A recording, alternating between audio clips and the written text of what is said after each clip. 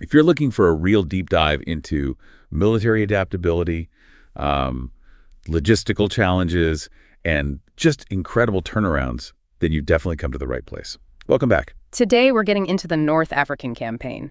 It was brutal, absolutely pivotal, and it dragged on for quite some time. Yeah, we're talking June 1940 right through to May 1943. That's almost 3 years of nonstop high-stakes warfare. Exactly. And the scale, the impact it had on the rest of World War II, it really can't be overstated. It set the stage for so much that came later. Okay, so let's unpack that. Because when people think North Africa, maybe they picture, I don't know, Rommel and Montgomery, a couple of tanks in the sand. Yeah. But it was so much bigger. Oh, way bigger. We're tracing this conflict across, 5 modern countries? Libya, Egypt, Algeria, Morocco, Tunisia, huge distances. And that landscape, the desert itself, becomes a major player, doesn't it? Defining strategy, movement, and especially the absolute nightmare of supply lines. Absolutely critical. So our mission today really is to get into the nitty-gritty.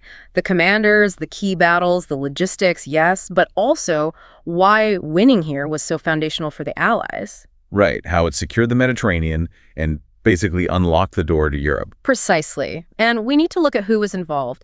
It starts with the Allies, primarily the British Commonwealth, huge contributions from Australia, India, New Zealand, the Free French. Pitted against the Axis, which initially is Italy and Germany. Right, but even that shifts. Later you get the U.S. involved in a big way, and then complex situations like the Vichy French forces switching sides. It's a constantly evolving picture. Fought over this massive punishing landscape. Yeah. Okay, let's start at the beginning. So the Western Desert Campaign, it really kicks off with Italy joining the war June 10th, 1940. And almost immediately, there's fighting. Yeah, the British started raiding Italian positions in Libya straight away. Just 3 days in, the 11th Hussars actually captured Fort Capuzzo. A quick sting sets the tone, doesn't it? Mussolini had these grand ideas. Grandiose ambitions, definitely. But the reality, much messier. There's this almost bizarre quote from his initial declaration, claiming Italy didn't want to drag bordering peoples into it. Seriously? He's launching a war across colonial territories, and he thinks it'll stay contained. It really shows the disconnect, doesn't it, between the political rhetoric in Rome and what the commanders were facing.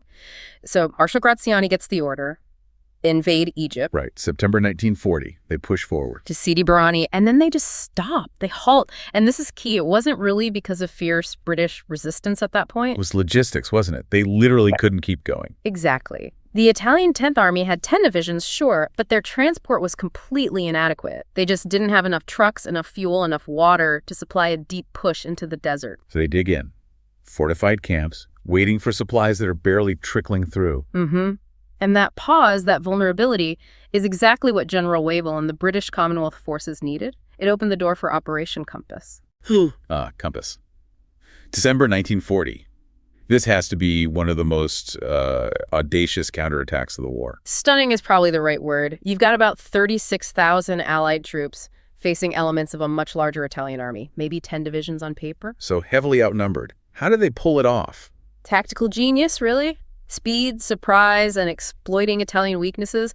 They used that famous left hook maneuver. We're not attacking head-on from the coast where the Italians expected it. No, they sent reconnaissance units deep into the desert, swung around the Italian flank, and hit them from the rear where they were totally exposed. Completely bypassed the main defenses. And they had the right kit, too, didn't they? Yes, the Matilda II infantry tank was crucial. Its armor was just too thick for most of the Italian anti-tank guns at the time, so imagine surprise attack from an unexpected direction, led by tanks they couldn't easily stop. Lethal combination. Absolutely devastating. The Italian 10th Army basically disintegrated. Over 10 weeks, the British pushed them all the way back to El Agheila in Libya. Capturing something like 130,000 prisoners. An incredible number. The whole thing culminated at the Battle of Betafoam, where the British armor cut off the retreat. Exactly. The 7th Armored Division, the Desert Rats, made this incredibly fast dash across the desert, got ahead of the retreating Italians, and blocked their escape route, forced a final massive surrender. Just a complete rout. Italy effectively knocked out of the fight in North Africa on its own terms. Which, of course, forces Hitler's hand. Mussolini asks for help, and that brings the Germans into the picture. Operation Sonnenblume, February 1941. Enter the Africa Corps, and one Erwin Rommel. The Desert Fox arrives. Though it's important to remember his initial orders were quite limited. Just reinforce the Italians, stabilize the front, prevent a total collapse. This wasn't initially planned as a huge German commitment then. No, not at all. It started with just one panzer division, maybe grew to 2 panzer and 1 motorized later. The bulk of the Axis forces, the manpower, the logistical burden, that remained Italian. But Rommel provided the spark, the leadership, the tactical edge. And the aggression. He famously disregarded his orders to just hold the line. He saw the British were overstretched after Compass. And he went for it. Launched a full offensive in March 41. Just weeks after arriving, his speed completely wrong-footed the Allies, pushed them back in disarray. Which leads us to Tobruk. Why did this small port become so incredibly important? Rommel bypassed it initially, right? He did, but he couldn't just ignore it. Think logistics again. Rommel's supply line stretched all the way back to Tripoli, hundreds of miles. Tobruk sits right on that coastal supply route. So if the Allies held Tobruk. The garrison, which the Royal Navy was resupplying by sea, mostly at night, could raid out, cut his supply lines, and basically leave his advanced forces stranded in Egypt. Gotcha. So advancing further without taking Tobruk was just too risky? Impractical, as Rommel himself apparently said. Exactly, which is why it became the focus of this intense back and forth. The Allies desperately tried to relieve the besieged garrison. Operations Brevity and Battle Axe in mid-1941. Both failed attempts to break the siege. Right. And those failures had consequences, big command changes on the Allied side. Wavell gets replaced by Auchinleck. And the Western Desert Force gets a major boost in troops and equipment, becoming the British Eighth Army. A truly multinational force by this point. British, Australians, Indians, New Zealanders, South Africans, Free French. A huge Commonwealth effort. And this new Eighth Army tries again with Operation Crusader in November 41. Yes, and Crusader was this brutal seesaw battle, very complex fighting, lots of movement, but eventually it did succeed. Tobruk was relieved. Tobruk was relieved, and the Axis forces were pushed back once again all the way to El Agheila by January 1942. It seemed like the tide had turned. But with Rommel, you could never count him out, could you? He gets some reinforcements, some desperately needed fuel. And he strikes back, hard. June 1942, the Battle of Gazala, a tactical masterpiece by Rommel, but a disaster for the Eighth Army. And crucially, Rommel recaptures Tobruk. The fall of Tobruk in June 42 was a massive blow to Allied morale and strategy. It shattered their defensive line and, critically, opened the road to Egypt wide open. So the fall of Tobruk, June 42, that's Rommel really riding high. Yep. The Axis forces push the Eighth Army back.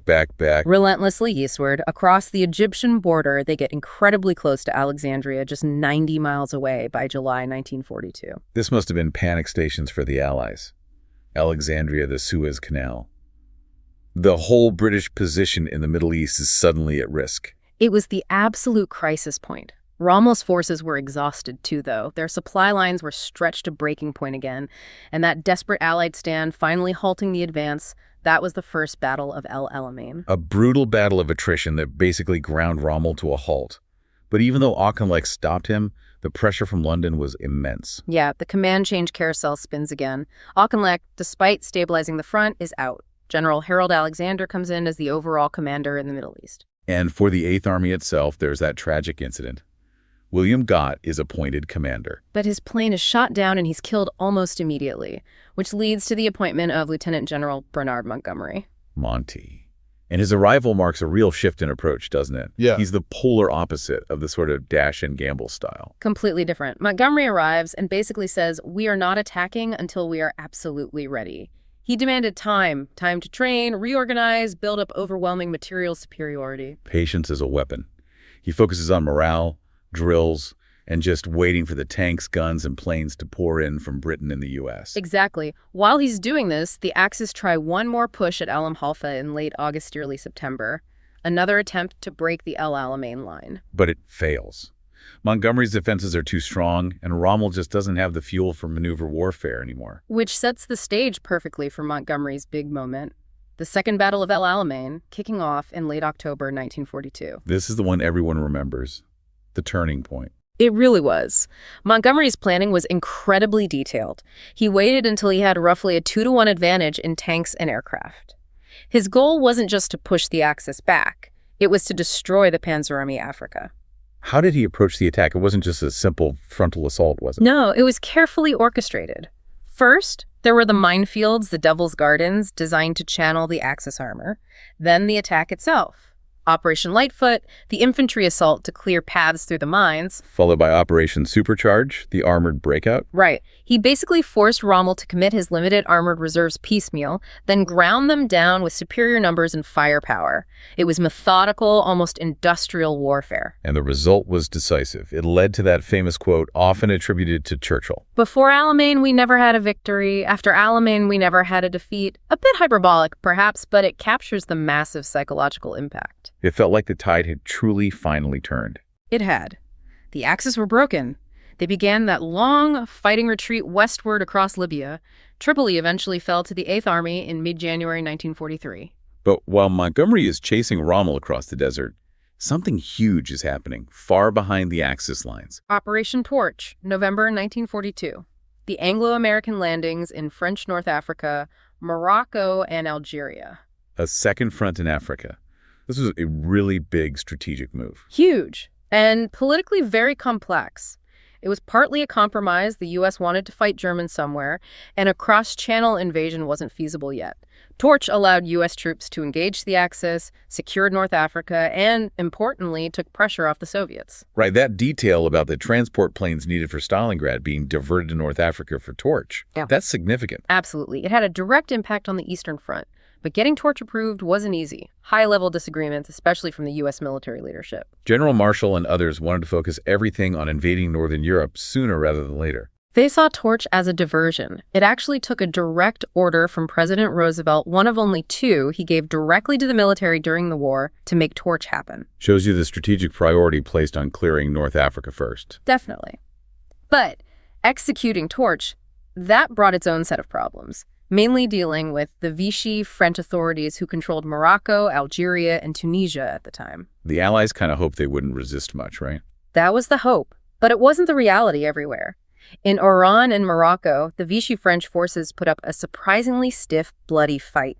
Significant casualties on both sides. Well, Algiers was different. Algiers was key. There was a coup attempt by French resistance elements on the day of the landings, November 8th. It managed to neutralize the local Vichy command structure just long enough for the Allies to land and secure the city relatively easily. A lucky break, but it created a political mess. Who was in charge now? Exactly.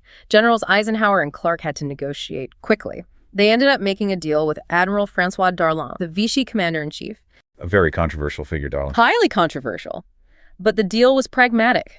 Darlan ordered all Vichy forces in North Africa to cease fire and cooperate with the Allies, and in return, he was recognized temporarily as the head of the French administration there. Which infuriated de Gaulle and the Free French, obviously. Understandably, but it worked in the short term. It stopped the fighting and brought the Vichy troops and territory over to the Allied side. And the Axis reaction to Torch? Swift and predictable.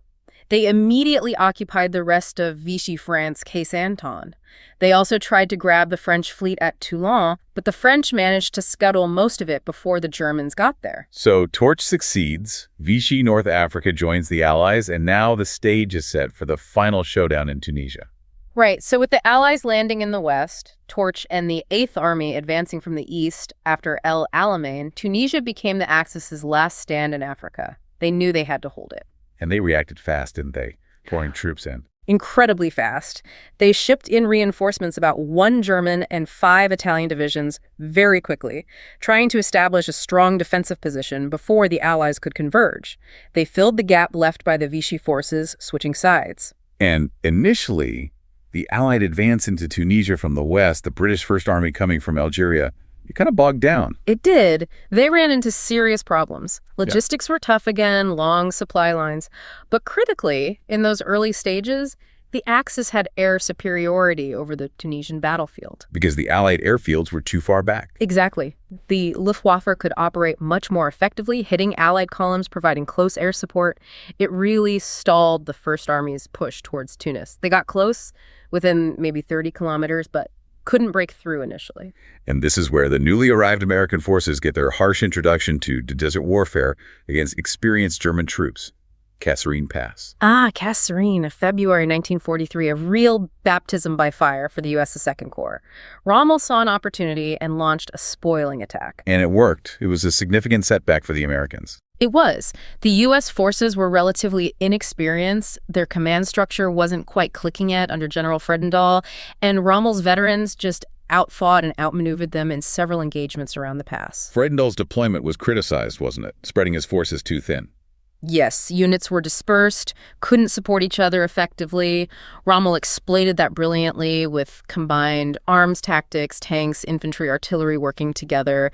The Americans took heavy casualties, lost a lot of equipment. A tough lesson, but maybe a necessary one. Yeah. It led to changes. Absolutely. It was a wake-up call.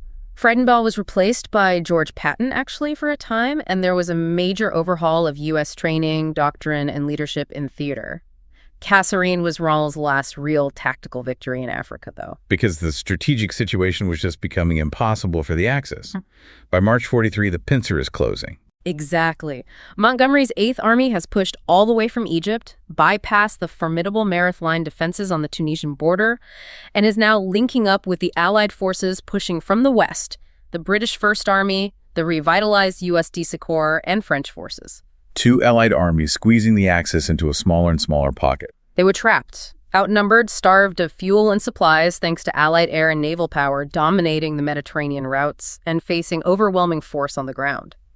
Rommel himself was recalled to Germany before the final collapse. The end came pretty quickly after that.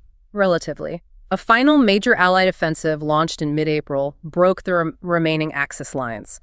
They were pushed back into a small perimeter around Tunis and Bizerte. On May 13, 1943, it was all over. Mass surrender. And the numbers captured were just enormous. Staggering. Over 275,000 Axis soldiers taken prisoner. Think about that. 250,000 experienced troops lost, including the remnants of the Africa Corps and the entire Italian First Army. A strategic disaster for the Axis, just irreplaceable losses in manpower and equipment. Absolutely crippled their ability to defend southern Europe, which was, of course, the Allies' next target just 2 months later with the invasion of Sicily. Okay, before we get to the legacy, let's touch on that hidden war, the intelligence battle. Yeah. This was crucial too, and the Axis actually had a big advantage early on. They did. They had what they called du Tiquel, the good source. And incredibly, that source was the U.S. military attaché in Cairo, Colonel Bonner Fellers. How? Was he a spy? No, not at all. He was just doing his job, sending incredibly detailed reports back to Washington about Allied strength, plans, positions, even morale. The problem was the code he was using. The American Black Code. Yes, the U.S. State Department code. The Italians had managed to steal the code book from the U.S. Embassy in Rome back in '41. They photographed it. Oh, wow. So Fellers is sending these detailed reports thinking they're secure. And the Axis, specifically the Germans who easily broke the code once the Italians shared the key material, were reading them almost in real time, from late '41 right up until June '42. Unbelievable. Rommel must have known practically everything the Allies were planning, where their units were. It gave him an enormous advantage for months. And on top of that, the Germans had a very effective signals intelligence unit, the 621st Signals Battalion, listening in on Allied radio traffic. Exploiting poor radio discipline. Exactly. Allied officers sometimes transmitting in clear, uncoded voice messages, basically handing over their locations and intentions. Sloppy procedure that cost them dearly. So how did the Allies finally plug these leaks? Well, the Fellers leak, the good source, was shut down around June '42 when the U.S. finally realized the Black Code was compromised and switched systems. The radio intercept problem was tackled after a British raid during the Gazala battles actually overran the 621st Signals Battalion headquarters. They captured documents. Yes, crucial documents that showed the British exactly how their traffic was being intercepted and decrypted. That was the wake-up call. They immediately tightened up radio discipline, introduced better codes, started using much more radio deception dummy traffic to confuse the listeners. Okay, so the Axis advantage gets neutralized. Meanwhile, the Allies have their own ace. Ultra, breaking the German Enigma codes. Ultra was vital, no question, but it wasn't always a perfect crystal ball, especially early on, and particularly regarding Rommel's immediate tactical plans. Why not, if they were reading Enigma? Well, couple reasons. Sometimes the intelligence was delayed or maybe misinterpreted. There's that example from March '41 where Ultra intercepts suggested Rommel was ordered to stay put and wait for reinforcements. Wavell believed it. And Rommel attacked anyway, catching them by surprise. Exactly. It shows intelligence might reflect orders from high command, but not necessarily the commander on the spot's actual intentions, especially someone like Rommel. And there was another factor with Rommel, wasn't there? His own secrecy. Yes, this is fascinating. Rommel was intensely suspicious of security, particularly with his Italian allies. He apparently suspected leaks from the Italian High Command, Comando Supremo. So he deliberately kept them, and sometimes even his own German superiors, in the dark about his precise operational plans until the last minute. That seems to be the case. He relied on personal directives, verbal orders, things that wouldn't necessarily be transmitted via Enigma messages that Ultra could intercept. So his own paranoia, in a way, sometimes shielded his tactical moves from Allied intelligence. It limited Ultra's effectiveness for predicting his exact next move on the battlefield. However, where Ultra proved absolutely devastating was in the war against Axis supply lines. Tracking the convoys across the Mediterranean. Precisely. Ultra could provide very timely, accurate information on when supply ships were sailing, what routes they were taking, sometimes even what cargo they carried. Which allowed Allied submarines and aircraft to intercept them with deadly efficiency. Yes. This constant attrition of Axis shipping was arguably Ultra's biggest contribution to the North African victory. Starving Rommel's army of fuel, tanks, ammunition, food. What kind of percentage of supplies are we talking about being sunk? The estimates vary. Some historians suggest anywhere from 40% to maybe even 60% of Axis shipping heading for Africa was sunk, largely thanks to Ultra intelligence. Now, there's some debate. Others point out that a lot of tonnage did still get through. Around 2.2 million tons out of 2.7 million shipped. Figures like that. To something like that. So maybe the highest percentages are disputed. But even the lower estimates represent a crippling loss over time. Ultra turned the Mediterranean into an incredibly dangerous place for Axis supplies, and that ultimately was decisive. So let's talk legacy. The campaign ends May 1943. What was the cost? Immense. In terms of human life, nearly 400,000 casualties on both sides, killed, wounded, missing, died of disease. The desert was unforgiving. And those prisoner numbers at the end in Tunisia really stand out. They do. Maybe up to 350,000 Italians captured throughout the campaign and another 180,000 Germans, mostly in that final surrender. That's a huge chunk of experienced manpower just removed from the Axis war machine. For a long time, North Africa was kind of portrayed as this clean fight, the war without hate. Just soldiers against soldiers in the desert. That narrative has been really challenged, and rightly so. It ignores a lot. Recent historical work highlights that there were atrocities, abuses against POWs by both German and Italian forces. And the impact on the local North African population. Exactly. Maghrebi Jews, Berbers, Arabs.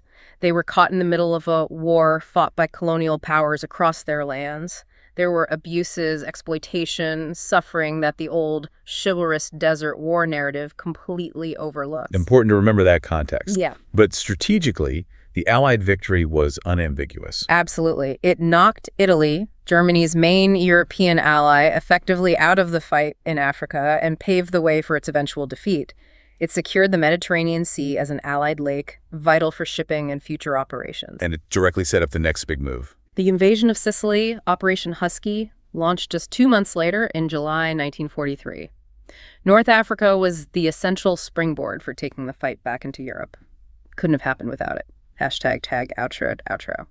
So wrapping this up, what does this deep dive into the Desert Inferno really show us? I mean, for you, the listener, you can see it's just a fantastic case study. It really is a masterclass in adapting to an extreme environment, the absolute centrality of logistics and how command evolved.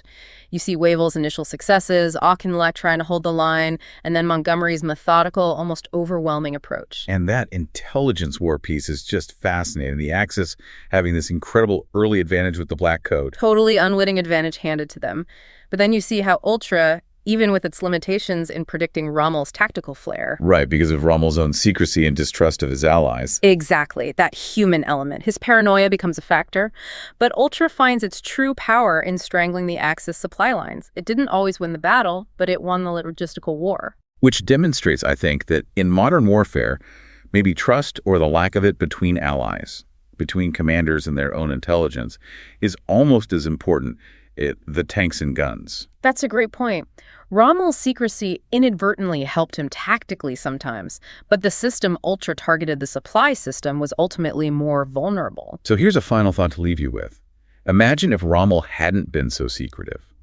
If every planned move had gone through standard Enigma channels because he trusted the Italians, trusted Berlin's security, would Ultra have been able to provide pinpoint tactical warnings, potentially ending the campaign even sooner? It makes you wonder how much that deep-seated distrust shaped the day-to-day reality and perhaps even the duration of the fighting. That interplay between human factors like trust and the cold, hard realities of intelligence and logistics, it's what makes North Africa such an endlessly compelling theater of war. Absolutely. Thank you for joining us for this deep dive. We hope you found this look at the desert rats, the desert fox, and the whole North African campaign insightful. We'll see you next time.